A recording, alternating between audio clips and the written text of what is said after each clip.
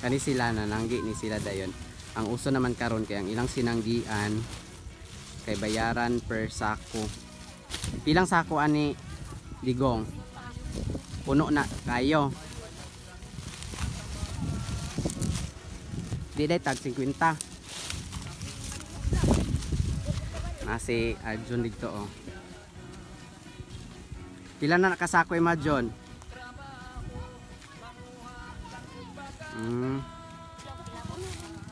Nagtabang ra kag sulod. Man imo ade sa ubos.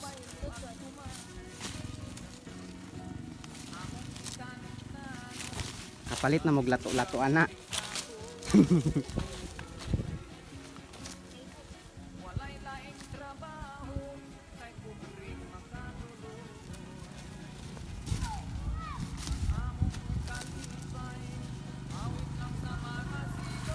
Ngani jud ko sa una ang mga hagdaw. Kinumdum ko sa una na magklase mga hagdaw. Dali kay sige mga tapok na bintan. So ako anam nindot na mahagdaw kay wala bahin.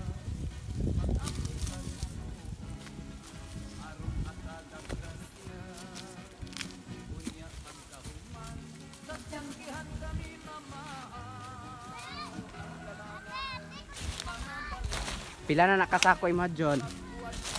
Pila ikapila na yung mga sako? Dahil naman ate, upat na katako. Nga bahin man anak maate.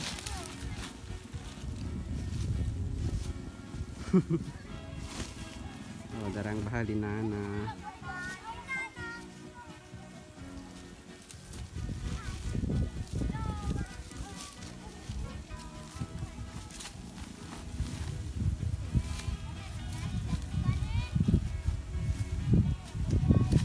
Kinsay makarelate ani nga mananggi no.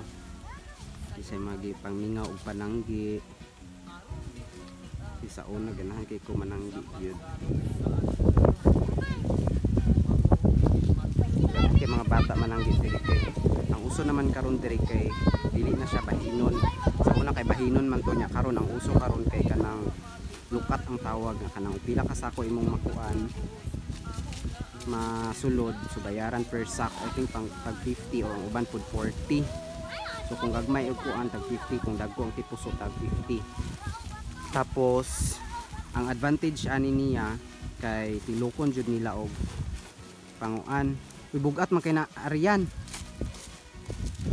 Ang advantage ani niya kay tarungon jud nila og sanggi kay mangyawat man sila nga daghan masulod sa sako. So kung daghan sulod ang sako dako sila makuha nga bayad. Nasi pikoy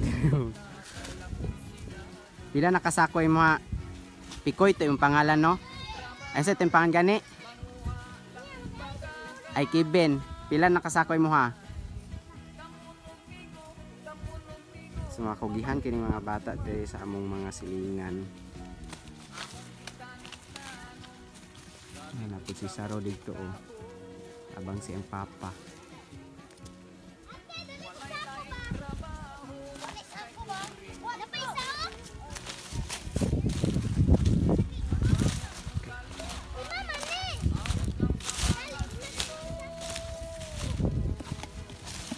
Mo ember pila sako ember. Ngana ra na taman Angelin.